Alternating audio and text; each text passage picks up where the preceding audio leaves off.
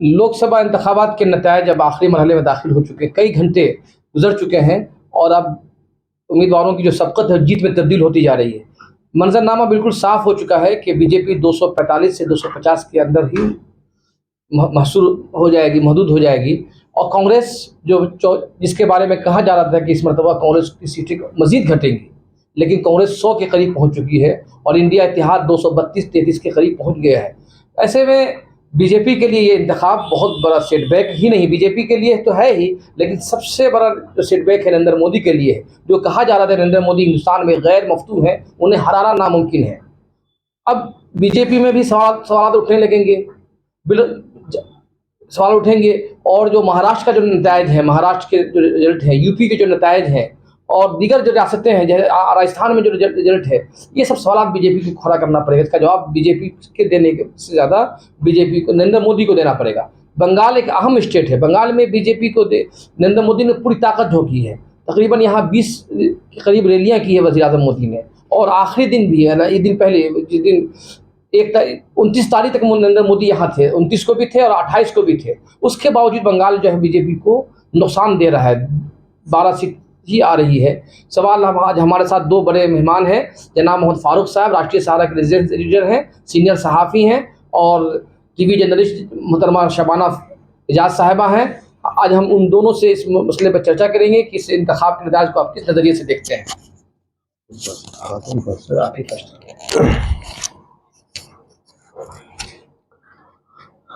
भाई, नतायज को गैर मुतवक्को नहीं कहा जा सकता है। इंडिया इत्तेहाद जिस हिकमत अमली के साथ आगे बढ़ रहा था सियासी मैदान में, ख़ास करके उन रियासतों में जहां कांग्रेस की पोजीशन मुस्तहकम नहीं थी, वहां पे राहुल गांधी की जो हिकमत अमली थी उसके तहत ये नतीजा होना ही था। ये मैंने अपनी कई तहरीरों में पहले भी इसकी तरफ इशारा किया है कि इंडिया इत्तेहाद इस बार पहले की बनिस्बत बहुत बेहतर नतीजा देगा। और इसका आपके सामने है ये मंजरनामा। 100 से ज़ायद सीटों पर सिर्फ कांग्रेस आगे है और उसकी इत्तेहादी जमातें भी उसके आसपास हैं। तृणमूल कांग्रेस हरचंद के इंडिया इत्तेहाद में वाज़ेह तौर पर शामिल नहीं है, लेकिन बीजेपी मुखालिफ खेमे के तहत अपनी एक इनफरादी शनाख्त है और उसने अब तक 28 सीटों पर सबकत बना रखी है। ये अलग बात है कि मगरबी बंगाल में कांग्रेस और CPM इत्तेहाद ने वो मुजाहरा नहीं किया जिसकी तवक्को की जा रही थी। इसकी बहुत सी वजूहात हैं। उन वजूहात में, आप बंगाल के मौजू पर मुझसे बात कर रहे हैं इसलिए मैं बंगाल की बात कर रहा हूँ। उन वजूहात में सबसे ज़्यादा बड़ी अहम वजह वो मुख्तलिफ फलाही स्कीमें हैं जो ममता बनर्जी ने शुरू कर रखी हैं। उनमें से नुमाया स्कीम लक्की भंडार है, जिसके तहत मगरबी बंगाल की हर खातून को बिला इम्तियाज़ 1000 रुपये माहाना दिया जा रहा है। पहले ये रकम 500 रुपये थी। इंतखाब से 3-4 महीने कबल अचानक ममता बनर्जी ने ऐलान किया कि ये रकम दोगुनी कर दी जाएगी। इसका बहुत अच्छा असर पड़ा है, ख़ास करके बंगाल की ख़वातीन। बंगाल में गुर्बत, बेरोज़गारी किसी से छुपी हुई बात नहीं है। ये 1000 रुपये बहुत ज़्यादा असरअंदाज हुए ममता बनर्जी के वोटों को बढ़ाने और उनकी सीटों को बढ़ाने में। दूसरी वजह जो है ममता बनर्जी की वो बातें हैं जो इन्होंने बीजेपी के मुखालफत में जिस तरह की हिकमत अमली अपना रखी थी, वो भी एक फैक्टर रहा है। इनके बरखिलाफ बीजेपी, खास करके नरेंद्र मोदी और दूसरे जो उनके बड़े नेता यहाँ पर आए, उन्होंने जो तकरीरें की, नरेंद्र मोदी ने यहाँ पर खड़े होकर के कहा कि हिंदुओं को, ये क्या किसी तृणमूल नेता का नाम लेकर के, कि ये घाघरा नदी में फेंकना चाहते हैं, और इस तरह की बहुत सी बातें हुई। बिला वजह के जो है संदेश खाली के मामले को तूल देते हुए तिल को ताड़ बनाया गया और ये कहा गया है कि जिनसी हरासानी के मामले में मुसलमान शरपसंदों ने, वो शरपसंद जिनका मजहब इस्लाम है, ये नेताजी नरेंद्र मोदी जी का कहना है कि उन्होंने खास टारगेट बनाया हिंदू खवातीन को, उनका जिनसी इस्तेहसाल किया। हालांकि ये हकीकत नहीं थी। इसका गम गुस्सा रहा है जो वोटरों ने निकाला है बीजेपी पर। उनकी सीटें घट करके अचानक 20-22 से गालबन 12 पे 8 की हैं। यही सब वजह रही है मगरबी बंगाल की। और उत्तर प्रदेश का जो बड़ा फीडबैक है, हम बंगाल के बारे में मोहतरमा शबाना एजाज से बात करेंगे, आसाम के बारे में बात करेंगे। उत्तर प्रदेश के नतीजे को आप किस नजरिए से देखते हैं? उत्तर प्रदेश का नतीजा ऐसा है कि हमारे ये वहाँ वजीर आला जो हैं योगी आदित्यनाथ जी, उनकी जारहाना हिकमत अमली से लोगों के अंदर इश्ताल और गुस्सा था। ये गुस्सा लोगों ने निकाला है। और हिकमत के से ज़्यादा जो है ताकत का इस्तेमाल कर रहे थे।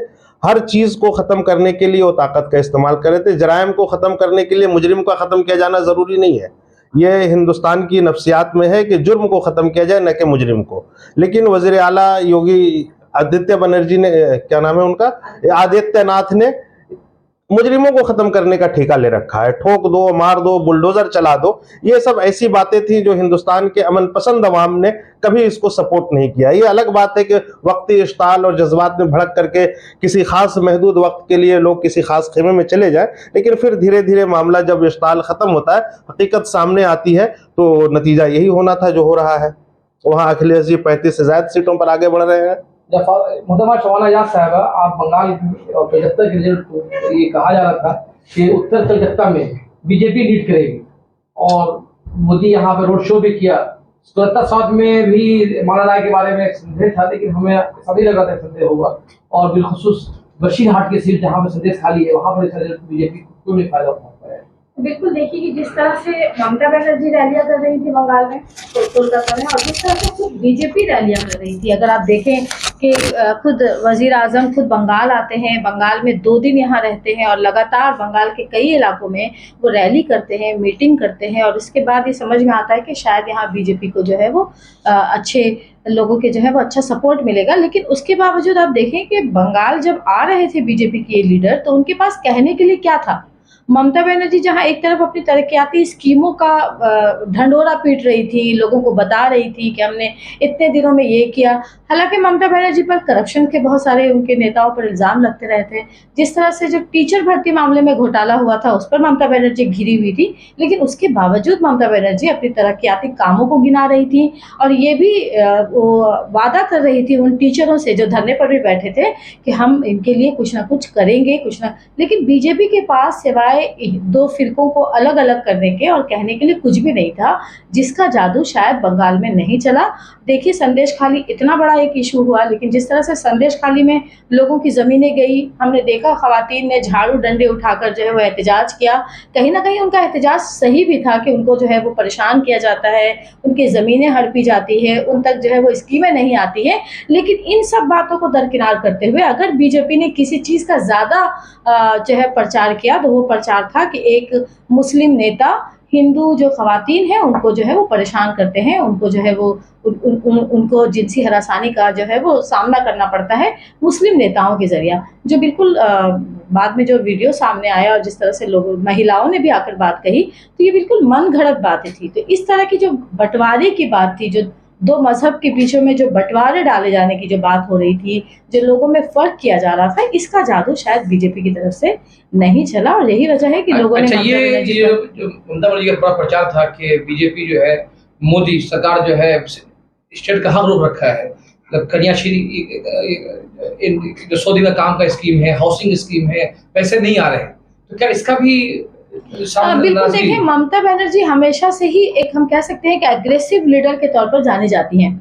किसी भी मुद्दे पर ममता बनर्जी, भले ही ममता बनर्जी पे इल्ज़ाम लगे हो कि वो लोगों के साथ बैठकर बातें नहीं करती, वो मीटिंगों के जरिए मसले हल नहीं करती, लेकिन वो रास्ते पर उतर जाती हैं और जो आम वोटर हैं उनको ये समझ में आता है कि ममता बनर्जी उनके साथ, उनके करीब खड़ी हैं। तो ममता बनर्जी जब सड़क पर उतर कर एहतजाज करती हैं, जब रैलियाँ निकालती हैं, तो ममता बनर्जी इन बातों का रोना ज़्यादा रोती थी कि हमें केंद्र की तरफ से, मरकज़ी हुकूमत की तरफ से ये स्कीमें जो है वो नहीं मिलती, जिसकी वजह से वो ज़्यादा से ज़्यादा लोगों को फ़ायदा नहीं पहुँचा। अब देखिए, ममता बनर्जी की बातों में सबसे ज़्यादा जोर किस बात पर दिया जाता था कि हमारी सरकार के जो पैसे हैं वो भी रोक के रखा है। लेकिन इस तरह की जो बातें थी, वो लोगों को कहीं ना कहीं असरअंदाज होता है कि लोग समझते हैं कि भाई ये जो लीडर है, जो हमारे करीब से गुजर रहा है, जो हमारे साथ खड़ा है, जो बिल्कुल सड़क पर उतर कर एहतजाज कर रहा है, जो इनकी बातें हैं, जो जिस तरह से ममता बनर्जी ने बीजेपी के खिलाफ, आप देखें कि एक तरफ अगर राम मंदिर का इफ्तिताह हो रहा था, राम मंदिर को लेकर सारे नेता जो है वो एक जगह जमा हो रहे थे, तो ममता बनर्जी सड़क पर थी। और ममता बनर्जी एक तमाम मज़ाहिब के साथ, जो एक होता है कि हम एक सद्भावना जो है वो निकालने की कोशिश करेंगे और सद्भावना के जरिए जो एकता का जो पैगाम था वो ममता बनर्जी ने दिया। तो ममता बनर्जी का जो ये एहतजाजी जो एक उनका जो एक एहतजाजी जो चेहरा है और जिस तरह से वो एहतजाज करती है, जिस तरह से वो सामने आकर बोलती है, हालांकि लोगों में नाराज़गी थी तृणमूल कांग्रेस के भी खिलाफ, जिस तरह से हम लोगों ने वोटरों से बात किया था, जिस तरह से हम कॉन्स्टिट्यूंसी में जा रहे थे, जिस तरह से लोगों को देख रहे थे, लेकिन उसके बावजूद बीजेपी की तरफ से स्कीमें नहीं थी लोगों को भरोसा दिलाने के लिए। आप देखें कि ऑल इंडिया लेवल पर भी अगर इंडिया इत्तेहाद भी तरक्याती कामों की बात कर रही थी, जिस तरह से राहुल गांधी ने कहा कि वो अगर जीत कर आती है उनकी जो है उनका इंडिया अलायंस अगर जीत कर आता है तो वो खवातीन को ये स्कीम देंगे, इतने रोजगार देंगे, उसके बजाय प्राइम मिनिस्टर की तरफ से वही नफरत की बातें थी, वही मंगलसूत्र की बातें थी, वही आपकी ज़मीनें चली जाएंगी, उनको दे दी जाएगी। तो इस तरह की बातें, ये एक अच्छी बात भी है कि लोगों ने इस बार इस तरह की जो नफरती मुहिम है उस हम कह सकते हैं कि उसका जो कह सकते हैं कि जो मोहब्बत की जो दुकान शुरू करने की जो बात कही गई थी, कहीं ना कहीं वो असरअंदाज है। फारूक साहब, हम देख रहे हैं कि बंगाल में तो रिजल्ट अच्छा, इंडिया इतिहाद में ममता इंडिया की तरफ थी, यूपी में भी अच्छा रिजल्ट है, बिहार बहुत मायूस कन रहा, कांग्रेस 2 आरजेडी 4। आखिर इतनी मेहनत करने के बावजूद बिहार के रिजल्ट के बारे में अब कुछ सीमांचल का जो एरिया है सिर्फ मैं देख रहा हूँ किशनगंज निकल पा रही है, बाकी पूर्णिया से जेडीयू जीत रही है, अररिया जो मुस्लिम बहुल क्षेत्र है वहाँ से, कटिहार से बीजेपी का इतिहाद फायदा हो रहा है। आखिर ये क्या वजह है? ये इंडिया इत्तेहाद और खास करके लालूजादे जो तेजस्वी यादव हैं उनके बारे में लोगों की राय दुरुस्त नहीं थी। उनको लोग मुतकब्बिर और घमंडी इंसान कहते थे और लोगों में उनके तई वो तासुर नहीं था जो उनके वालिद लालू यादव के तई था। उनका ये घमंड सच पूछिए तो उनको ले डूबा है। ये घमंड नहीं रहता, वो जमीन पे खड़े होकर के अपने बाप के नक्शे कदम पे चलते, उसी नरमी और मुखलिसाना अंदाज में लोगों से बात करते तो नतीजा बेहतर हो सकता था। इसके बरखिलाफ जेडीयू की जो 12 सीटें वहां पे नजर आ रही हैं, 14 सीटें हैं, उसमें बीजेपी की भी हिकमत अमली नजर आ रही है। नीतीश कुमार की सियासी हिकमत अमली अपनी जगह पर है, लेकिन मुझे कहीं ना कहीं ऐसा लग रहा है कि बीजेपी और जेडीयू दोनों में इस तरह के अमल था। और ये भी लगता है कि यादव जो फैमिली है वो भी मुंतशिर हो गई कि भाई एक साथ नहीं थे, स्टेज पर एक भाई अपने वोटरों के साथ खुद ही उलझ पड़ता है, उलझ पड़ते हैं। ये सब बातें थी जिसका ये नतीजा बिहार में हुआ है। मुझे जो शायद कि मुझे ऐसा लगता है कि आरजेडी का जो यादव वोट बैंक है वो मुफाद प्रस्त है। जहां अगर बीजेपी देखा कि आरजेडी यादव अगर बीजेपी से खड़ा हुआ है तो बीजेपी को दे देते हैं। अगर ये आप कोई नई बात नहीं कह रहे, ये शुरू दिनों से ये सियासी सूझबूझ नहीं, बल्कि ये लोगों का इनफरादी जज्बा होता है, अपने कास्ट के तय लोगों की मोहब्बत होती है। उनके कास्ट का आदमी अगर बीजेपी में है तो बीजेपी को वोट देंगे, अगर आरजेडी में है तो आरजेडी को वोट देंगे। ये सिर्फ बिहार का नहीं है, सब तमाम जगहों का है।